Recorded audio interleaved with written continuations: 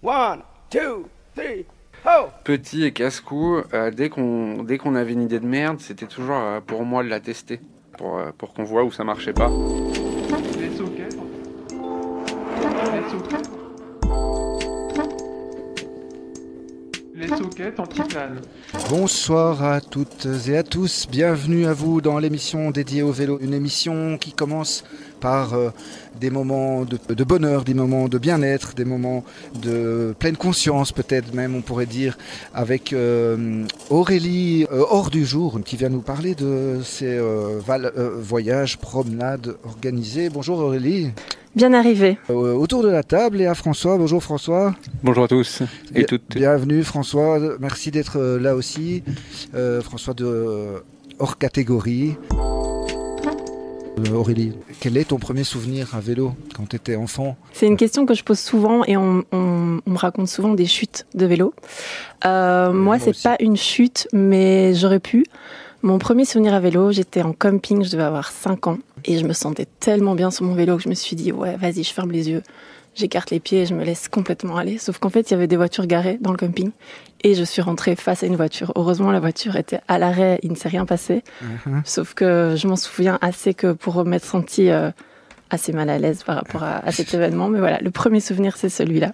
Parce que c'est vraiment freiner brutalement dans un élan d'euphorie. De liberté complète. De liberté totale, ouais. C'est ça. Mais ça m'a pas arrêté de faire du vélo. Parce que tu en faisais déjà avant de te lancer dans ce projet de voyage organisé pour à vélo. Oui. J'allais dire pour cyclistes, mais c'est pas justement. Non, pas justement, des voyages c'est un peu pour non-cyclistes, je dirais. Moi, je dis souvent que l'amour du vélo m'a été transmise par mon papa, qui en a toujours fait. Je me souviens quand on allait à l'école à vélo, on était un peu des ovnis à l'époque. Et j'ai vraiment commencé à faire du vélo dans mon quotidien il y a 15 ans. Donc du coup, on retrouve en fait sur ton site un peu toutes les infos de ce que tu proposes. Hein. Donc il y a à la fois des séjours pour les familles, à la fois pour les couples ou pour les bandes d'amis. Oui, c'est vrai que cette année, je teste un peu l'activité. Donc le projet a vu le jour l'année passée et mon sentiment, c'était vraiment de permettre aux gens de façon aisée de pouvoir se balader à vélo à 2 pas de chez eux, de tout prévoir, donc de prévoir l'itinéraire, de prévoir des choses à voir sur le parcours. À la base, mon public phare, c'était les femmes. J'avais envie que les femmes prennent du temps pour elles et de le faire à vélo, plutôt que la marche, comme c'est assez commun. Et puis c'est vrai que cette année, je me suis dit, finalement, j'ai pas envie de me cantonner simplement aux femmes. Donc je propose des apéros vélo, je propose des itinéraires guidés en famille. Ça, c'est vraiment une chose que j'ai envie de préciser, c'est que mes balades ne sont pas pour des sportives ou sportifs. Ceux-là, ils n'ont pas besoin de moi. Je pense qu'ils font leur balade de leur côté. Mais c'est ceux qui ont envie de se laisser porter. J'ai l'impression que derrière, j'entends le lâcher-prise, se laisser porter. Oui. J'entends lâcher-prise. Alors, il y a du lâcher-prise. Oui. Je suis d'accord avec toi. Mais il y a aussi cette petite main dans le dos. Vous savez, quand vous étiez enfant, moi, parfois, mon papa, il mettait la petite main dans le dos pour m'aider à monter la côte. Parfois, je suis un peu cette petite main parce que je me rends compte qu'il y a des gens qui ont envie, mais qui n'osent pas toujours. Et moi, j'adore pousser les gens, mais vraiment avec douceur. J'adore qu'ils se stretchent un peu et qu'ils se disent, mais waouh, en fait, je l'ai fait, quoi. Il y a des gens qui ont plus pris leur vélo depuis qu'ils ont 10 ans et puis qui me disent, mais en fait, je sais pas faire de vélo, j'ai peur, et puis qui viennent et qui sont tellement fiers d'eux. Ils ont fait 25 km de VTT, pour eux, c'est incroyable, quoi. Mais sérieux, alors qu'ils n'ont pas roulé depuis, qu'ils roulent pas bien, du coup, vraiment, ouais. Et ça revient vite, du coup. C'est là que ça s'oublie. On voit que ça s'oublie pas. C'est ça. Ouais, vraiment, et ils s'en sortent. C'est pas des parcours de fous malades non plus. Non, après j'ai développé une gamme si je puis dire une gamme, de balades un peu plus longues, de 50 km. Et là, souvent, c'est un public plus âgé en vélo électrique qui viennent. Mais mais quand on voit le planning, là, il y en a pas mal. Hein. Tous les mois, surtout le mois de juin. Et ce que je propose aussi dans ce genre de balade, c'est des journées un peu découverte du vélo, mais alliées à soit un atelier créatif, soit un atelier bien-être. Comme par exemple, on a fait un atelier d'aquarelle au milieu des vergers en fleurs dans le Limbourg. C'était super chouette, ça s'y prêtait bien puisqu'on était dans le milieu où pendant 3 semaines, il y a les floraisons des pommes et des poiriers, c'était le moment. On a déjà fait du crochet, on a déjà fait du yoga en plein air, ça c'est aussi quelque chose qui se combine bien. Et du coup, c'est pas à la base ton boulot principal ? Tu fais ça, là tu t'es lancé en plus de ton activité ? Non, là j'ai tout arrêté pour me lancer là-dessus. J'ai 6 mois un peu pour tout tester. Et puis je ferai le point, mais c'est vrai qu'à côté de ça, je suis en train de me former en breathwork. Ça n'a rien à voir avec le vélo, mais c'est aussi une technique de méditation et d'être en présence. Donc pour moi, le lien est là. Je développe cette activité-là en parallèle. Et à la base, je suis géographe. Donc les cartes, les chemins, tout ça. Mais donc ton site, c'est Auré du jour, Auré comme Aurélie. Voilà, mais ça s'écrit sans accent hein, pour Insta et pour le site internet ordujour.com. C'est ça. Le public auquel tu t'adresses, c'est tous les âges qui peuvent te contacter. Mm-hmm. Tous les âges peuvent s'y retrouver dans l'agenda qui est en ligne et je précise à chaque fois si c'est des journées 100% vélo. Là, il y a plus de kilomètres, donc c'est un peu plus difficile, mais je propose toujours de pouvoir louer des vélos électriques ou des vélos normaux. Mm-hmm. Je veux vraiment que ce soit accessible.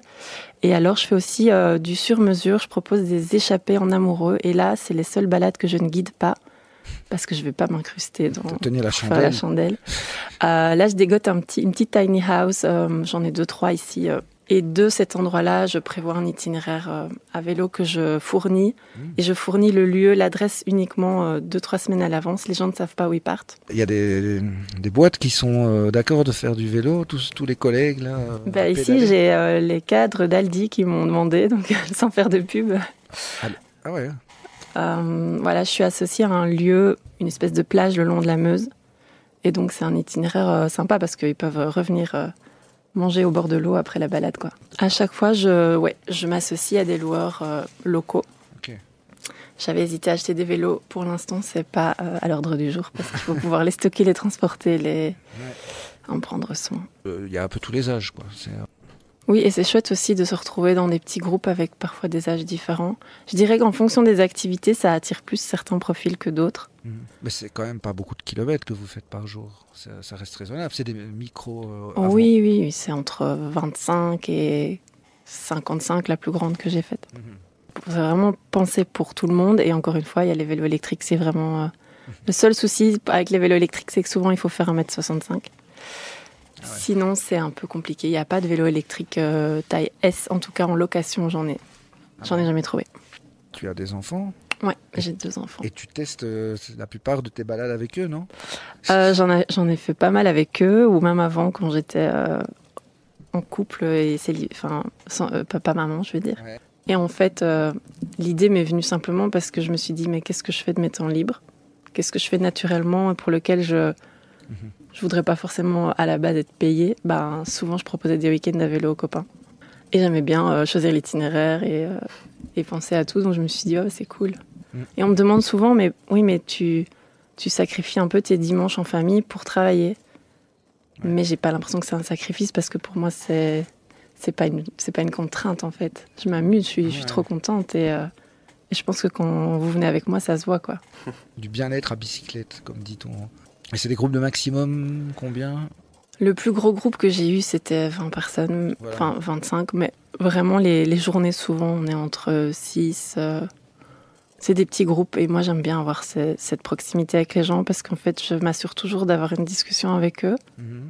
Donc autant le reste de l'année, je travaille un peu dans ma bulle, mais quand je suis en balade avec les gens, je suis vraiment en présence et j'adore... Je dis souvent que quand on pédale, les langues se délient. C'est chouette d'amener ses enfants et de leur faire vivre des moments comme ça aussi, non ? Oui. Mais mes enfants, dès qu'il fait beau, on prend les vélos. Ouais. J'ai demandé à mon fils ce matin de presque 4 ans, qu'est-ce que tu veux faire ? On va prendre le vélo, maman. Et ma fille a fait son premier voyage itinérant à vélo. Elle avait 18 mois. Okay. On a rejoint Namur au Grand-Duché du Luxembourg en 5 jours en avril. Il faisait dégueulasse et... on a campé partout, les campings étaient fermés, mais c'était une aventure, quoi. Oui, pour avoir une idée de tes tarifs, il suffit d'aller sur ton site internet. Ça commence à 30 € pour les apéros vélo. Les journées, c'est 40 € quand il n'y a que du vélo. Et puis, ça augmente quand il y a d'autres activités. Je le fais en collaboration avec quelqu'un. Et donc là, il y a le repas du midi qui est compris. Okay. Et puis, les séjours, il y a aussi différentes gammes. Voilà. Et pour le transport des affaires, des bagages quand ça va être de l'itinérance, là, je fais appel à mon mari qui va faire la voiture balai. Plein de succès avec ce super projet de micro-agence de voyage, aventure à vélo. Et bien-être aussi, il faut le dire. J'ai une phrase quand même qui revient souvent en tête ou dans les mails que j'envoie, c'est « si tu ne prends pas soin de toi, qui le fera ?» Et pour moi, c'était un peu mon drive au début. C'est de me dire, si tu t'octroies pas du temps pour toi, que ce soit à vélo ou autre chose, mais personne va le mettre dans ton agenda. Donc, c'est à toi de prendre la responsabilité, de te bloquer ce week-end dont tu rêves, cette soirée dont tu as envie. Et moi, mon moyen de me sentir bien, c'est de faire du vélo. Et donc, c'est pour ça que je propose ces balades. On te retrouve sur hors-du-jour.com et sur Linktree aussi. Et du coup, prendre du temps, comme tu disais, pour soi, il n'y a que toi qui peux le faire. C'est ce que tu vas faire, toi, François, maintenant. C'est prendre du temps pour toi. Incroyable transition. De dingue, hein. Non, mais c'est vrai. Non, c'est vrai. Mais toi qui as passé beaucoup de temps sur des vélos, je dis bien des, est-ce que tu vas faire ce ressourcement, cette parenthèse à vélo ou pas? Bien sûr. Raconte-nous ton premier souvenir à vélo quand tu étais gamin, si tu veux. J'en ai deux. En plus, wow. De toute façon, il y en a un, c'est comme tu as dit tout à l'heure, c'est un peu comme tout le monde, c'est une incroyable chute qui était magistrale. Je suis revenu avec le bras à moitié arraché. Enfin, à l'époque, j'en avais encore deux. Bref, c'était un carnage, mais ça ne m'a pas empêché de le refaire. Et le deuxième, c'est surtout que comme j'étais petit et casse-cou, dès qu'on avait une idée de merde, c'était toujours pour moi de la tester. Donc quand on voulait faire un tremplin, quand on voulait faire un truc, personne n'osait y aller. Et c'est toujours moi qui allais en premier pour qu'on voit où ça marchait pas. À vélo, en roller? Oui, à vélo, toujours. Pas à vélo, à roller, à n'importe quoi, okay. Mais principalement à vélo. T'étais un peu cascadeur? Un peu. J'avais pas peur. Mais du coup, t'as roulé à vélo en arrivant, roulé à vélo après l'adolescence ou pendant l'adolescence? Alors moi, j'ai roulé à vélo enfant. Ouais, et puis après... Comme tous les enfants. Puis après, j'ai fait adolescent, j'ai encore roulé un peu, mais plus vraiment pour me déplacer, moins pour jouer, on va dire. Ouais. Et ensuite, j'ai travaillé, j'ai moins roulé à vélo. Non, j'étais à l'école, pardon, j'ai pas travaillé du tout. J'étais à l'école, c'était loin. On a commencé à faire la fête, tout ça. Donc le vélo est devenu complètement accessoire. Et puis j'ai retrouvé le vélo à 21 ou 22 ans. Et là, j'ai vu, c'était un peu le début d'Internet, pignon fixe, les trucs un peu... ça commençait à apparaître. Et je me suis dit, je vais essayer de monter un vélo comme ça. Et j'ai trouvé un vélo de course, un Peugeot Obisque de taille 60. À l'époque, je ne savais pas qu'il y avait des tailles dans les vélos. Voilà. Et je l'ai, comme j'ai qu'une main, j'ai mis qu'un frein pour que ce soit plus joli. Puis je l'ai passé en single speed parce que de toute façon les vitesses ça servait à rien, parce que moi je voulais une esthétique très jolie. Et puis j'ai commencé à rouler avec ça. Et c'était très rigolo. Et ça m'a vraiment donné envie de rouler de plus en plus. Ok. Et t'es arrivé à être en danseuse du coup? Pas vraiment. Non, la danseuse, j'y arrive toujours pas. Ouais, c'est ça. Je sais toujours pas vraiment me mettre en danseuse. Une semi-danseuse, je fais. Ouais. Mais je peux pas encore vraiment faire ça. Oui, par contre, tu sais faire plein d'autres trucs que la plupart des gens ne savent pas faire à vélo, c'est-à-dire faire du sur place, du track stand, sans main, avec un pied, voire pas du tout de pied. C'est vrai. En buvant un café, et en fumant une clope. Je crois que j'ai développé, mais je pense que c'est aussi dû à ma situation, c'est que j'ai un équilibre différent, quoi. Et quand j'ai commencé le vélo, j'ai eu cette fixation esthétique pour commencer sur le pignon fixe.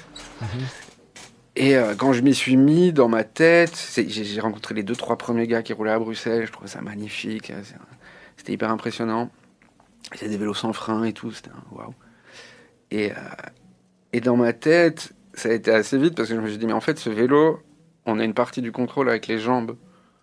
Du coup, les jambes, j'en ai encore 2, donc techniquement, j'ai plus de contrôle avec les jambes. Donc pour moi, un pignon fixe, ce serait plus avantageux qu'un vélo normal. Et c'était vraiment le début de ma démarche qui m'a aidé à fond à me mettre au vélo. Et puis après quelques années, j'ai compris que c'était pas que ça. Et donc après, je me suis libéré et j'ai roulé avec tout type de vélo. Mais au début, j'étais à fond pignon fixe parce que je croyais vraiment que c'était optimal pour moi. Et ça l'était quand même, oui. C'est très bien. Je dis pas que c'est optimal parce que tous les vélos peuvent être optimaux. Je sais pas si ça se dit. Oui, ça se dit, je crois. Voilà. Et donc c'était le début. Et c'était la mode du pignon fixe à l'époque, là. C'était le boom du pignon fixe déjà ou pas encore? C'était pas la mode, c'était le début. Fixie. Non, comme on personne ne dit ça. Oui, je sais que tu n'aimes pas, j'ai fait Je exprès. déteste. Non, c'était pas du tout la mode, c'était le début. Ouais. Pardon. C'était le début. On est en quoi? On est en 2000. Les vidéos ont commencé à sortir un peu des trucs un peu foufou aux États-Unis vers 2007, avec les gros films, Mash, Macaframa, et les classiques. Et puis, le temps que les vidéos arrivent, nous, t'avais des gars qui commençaient en 2007-2008 à être un peu dans la vibe, à récupérer des vrais vélos de piste, pas faire que des conversions. Et en 2009, il y a eu, en 2009, c'est ça, il y avait la première course, de pignon fixe en vrai. Et c'est là que moi j'ai été pour rencontrer un peu la communauté pignon fixe que je connaissais pas du tout, quoi. C'était la première Alley 4 de Bruxelles en 2009. Et c'était le jour de la journée sans voiture. Et là, j'ai vu une quarantaine de gars avec des pignons fixes, des trucs, et c'était impressionnant de voir ça à Bruxelles. J'avais jamais vu ça, quoi. Une communauté, quoi. C'est ça, avec des mecs qui venaient du nord de la France. Il y avait des mecs d'un peu partout, et c'était hyper impressionnant. T'as créé une boîte? J'ai rejoint un gars qui venait de créer une boîte. Ah. Qui lui travaillait dans une imprimerie, qui avait plus besoin de ses services. Et lui, tous les jours, voyait des camionnettes venir chercher des petites enveloppes, des trucs, des test print ou des petites commandes. Et donc, il a convaincu son ancienne future patronne de lui confier à lui les petits paquets à livrer et qu'il le fasse à vélo parce que c'était cool, c'était le début. Et puis voilà, quoi, ça allait être le futur du truc, quoi. C'est ça. Et donc, il était tout seul, il s'est imaginé son petit projet, mais il n'osait pas trop en parler ou grossir parce que il était tout seul. Du coup, il pouvait pas être au four, au moulin, avoir plus de commandes si c'est pas pour pouvoir les assurer, c'est un peu dommage. Donc, il gardait plutôt 1 ou 2 clients. Quand il allait livrer quelque part, il parlait un peu de ses services, mais c'était encore le début. Et moi, je l'ai rencontré dans un magasin de vélo. Je lui ai dit que je voulais bosser pour la boîte concurrente, enfin, pour la seule boîte qui existait à l'époque. Et puis... Comment? Une autre boîte, tu veux dire? Chez Pédale, quoi, avec Ardama, qui était la première boîte de livraison qui à vélo, faisait rêver, ouais. Et donc moi, j'ai demandé chez eux. À ce moment-là, ils n'avaient pas besoin, c'était pas possible. Et du coup, François m'a dit, écoute, si tu veux, tu me rejoins et on fait ça à 2. Et donc, je crois qu'il avait lancé ça en septembre, et moi, je l'ai rejoint je crois qu'on a dû discuter en décembre, et j'ai donné ma démission le 13 janvier. Des petits riens? Ouais. Et c'était Hush Rush directement? C'était Hush Rush, directement. Et c'est qui a trouvé ce nom, du coup? C'est François. C'est François. Ouais. Ok. Très, très, très, très bon nom. Oui, très bon nom. Et tout de suite, c'était calligraphié, parce que il faut dire que François est un boss de la calligraphie. C'est ça. François fait beaucoup de peinture, de lettering, etc. Et donc, c'est aussi ça qui a fait le truc, c'est qu'au début, lui, il se marrait autant à faire de la livraison qu'à créer des designs et des visuels qui vont avec, quoi. Donc, on a fait pas mal de visu et tout, et du coup, on se complétait bien, c'était assez rigolo. Mais ça m'intrigue de savoir un peu plus hors catégorie, mais ça va venir. C'est encore parfait, vous faites toutes les transitions. Ouais, c'est ça. Du coup, c'est bien, parce qu'il y a toute une partie qui est moyen intéressante, donc je vais la faire en très accéléré. Qui est moins intéressante ou que t'as pas envie de rappeler, t'as pas envie de te remémorer? Parce qu'elle est traumatique. Parce qu'elle est traumatique. Alors, t'as pas un canapé, puis je m'allonge. Si, il faudrait. Il est là-bas le canapé. Et on paye pas à la fin? Non. Ah, ok, juste savoir. Non, nous, on a fait de la livraison à vélo à 2 avec François au tout début, où ça existait pas encore vraiment, quoi, où on était 5 coursiers à travailler à Bruxelles en tout. Et donc, on a vu les choses changer, et c'est hyper cool. C'est hyper chouette d'avoir pu être là à la genèse de tout ce que ça donne maintenant. Et Attends, à la genèse de tout ce que ça donne maintenant. Que la livraison à vélo... Aujourd'hui, on voit des gars qui livrent à vélo partout, qui sont exploités complètement et tout ça, hein, voilà. Alors voilà, je parlais pas forcément de cette jeunesse-là, même si on peut aussi en parler. Non, mais maintenant, par exemple, c'est pas du tout surprenant de voir quelqu'un sur un vélo qui livre des trucs. Ouais. Non seulement par la bouffe, mais aussi on a tous vu déjà des coursiers, on a tous vu les vélos cargo, on a tous vu tout ça. Enfin, il y a presque plus personne qui s'étonne de voir ça. Même la poste à Namur se fait maintenant à Ah ouais. vélo. Eh ben, J'étais surprise. j'ai fait du consulting pour la Poste Mais non. et j'ai formé des facteurs à Evere à utiliser un vélo cargo. Ah ouais. Ouais. Avec remorque, là, les gros trucs Ouais. avec remorque. Ah ouais. C'était trop drôle.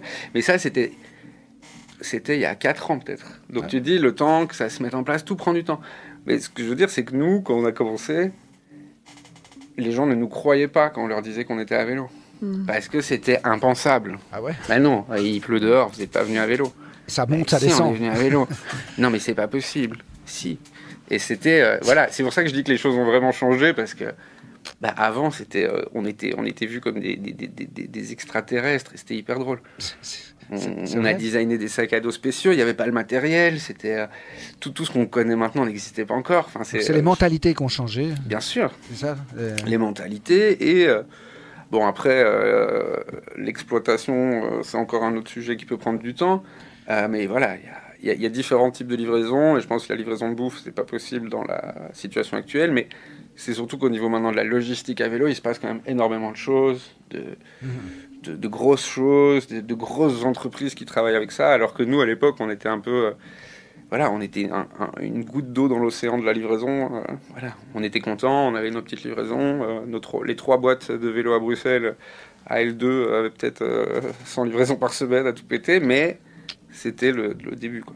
Est-ce qu'il n'y a pas aussi que le nombre de demandes de livraison a explosé? Je pense qu'avant, les gens achetaient moins en ligne. Aussi, ouais. Et Aussi, je pense qu'il y a les deux. et d'ailleurs, je pense que le taux de livraison tout court a dû augmenter, que ce soit en vélo, en camion et tout. Après, ce qui est, je pense, la partie la plus difficile, et qui est une partie qui m'intéresse moyennement, c'est de shifter une partie du flux qui est livré traditionnellement par des camionnettes vers les vélos. Et ça, c'est d'autres boîtes qui sont spécialisées, qui font ça maintenant. Et c'est pour ça qu'on voit des flottes de vélos électriques, de cargo à remorque et tout, ce qui essaye de contrecarrer un peu le truc des camionnettes, quoi. Mais ça avance. Ben ouais, parce qu'il y a beaucoup d'eau qui a coulé sous les ponts, comme tu disais. Voilà. Parce que toi, t'as connu quoi, l'embryon de la livraison de bouffe à vélo quand même. L'embryon, enfin la genèse. Oui. Avant même qu'elle soit sur application. Oui. Alors, elle était... oui. Enfin, qu'il y ait des applis. C'est ça. On a bossé avec la première appli, donc, qui s'appelait Take It Easy, qui était la première en Belgique. Je m'en souviens. Et qui nous ont contactés pour faire la livraison à vélo, parce que eux travaillaient, en fait, eux ne faisaient pas de livraison, ils faisaient juste le lien entre la commande et le restaurateur. Donc ils travaillaient avec des restaurants partenaires qui livraient déjà. Et ils se sont rendus compte que faire ça, il y avait déjà d'autres projets qui le faisaient, donc il n'y avait pas de vraie plus-value, à part qu'ils étaient plus avancés au niveau de la tech qu'ils utilisaient dans leur site, que les photos étaient plus jolies, que voilà, ils avaient rendu un peu sexy le truc, mais toujours avec les mêmes pizzerias et restaurants à tendance asiatique. T'es là, ouais. Pourquoi chez eux et pas ailleurs? Donc ils se sont dit, en fait, il faut qu'on livre les restos qui livrent pas, mais les restos qui livrent pas, ils veulent pas livrer, sinon ils le feraient. Ouais. Du coup, ils nous ont appelés en demandant, est-ce que vous pouvez livrer de la bouffe? Moi, j'ai répondu, super, on peut absolument tout livrer. Enfin, vous nous avez pris pour qui? Et donc, nous, on s'est occupé au début de faire ça, quoi. C'est quoi le truc le plus absurde que vous ayez livré, justement? J'ai livré des poulets vivants. À Bruxelles. À Bruxelles. Ouais, parce que, J'ai été acheter des balles de tennis pour chiens pour livrer dans un séminaire. Oh, ok. C'est des gens qui avaient besoin, là, dans les 30 minutes, de balles de tennis pour un exercice de team building, je sais pas quoi. Et donc, j'ai pas du tout trouvé assez proche sur ma route un magasin qui vendait des balles de tennis. Et par contre, j'ai vu un Tomenko et je me suis arrêté et je leur ai acheté des balles de tennis Tomenko pour chiens. Génial. Et ça ressemble à une balle de tennis quand même. Ouais, c'est juste un peu plus mou et voilà. Ah mais, ouais, c'est passé quoi. Ah oh non, mais ils s'en foutaient, ils voulaient juste des balles. Fallait juste aller vite. Non, des souvenirs de livraison, des trucs stupides, j'en ai plein. On livrait tout. En fait, la différence, c'est qu'on est resté une toute petite boîte. Et donc, on acceptait les missions les plus impossibles. C'est le plus marrant. Ouais. Et de l'express, en plus, de la livraison express, quoi. Ouais, Genre, c'est ça qui nous faisait... Enfin, moi, c'est ça, en tout cas, qui m'a fait beaucoup rigoler. Ah, c'était pas toujours toi qui livrais, mais t'as beaucoup livré. Oui, moi, j'ai beaucoup été sur la route. Après, quand on a développé la bouffe, Et d'autres trucs, là, il fallait qu'on s'entoure. On était plein, on a géré des petites équipes. On avait parfois 12, 13, 14 gars sur la route. Enfin, c'était un truc. Ah ouais. Donc on a commencé comme ça. Et puis on s'est dit, mais en fait, si on allait plus loin, on prend un plus grand local, on fait un truc encore plus communautaire. Et donc on a décidé d'arrêter d'être indépendant. On a créé une ASBL. Et donc là, on a fait une buvette, un atelier, un service de livraison, un espace pour les événements et de l'organisation de beaucoup plus gros événements. Eh ben, en tout cas, c'était cool. Merci à tout le monde d'avoir été à l'écoute.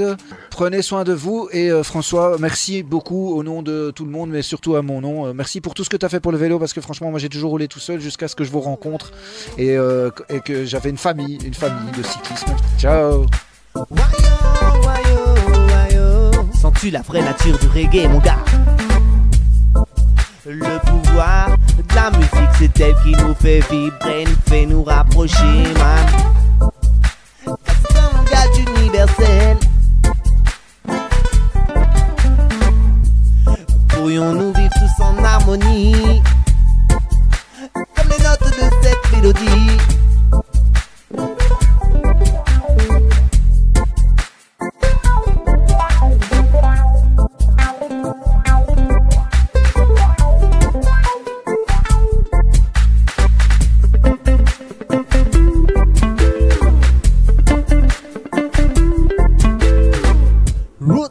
Je me demande que serait ma vie sans la musique.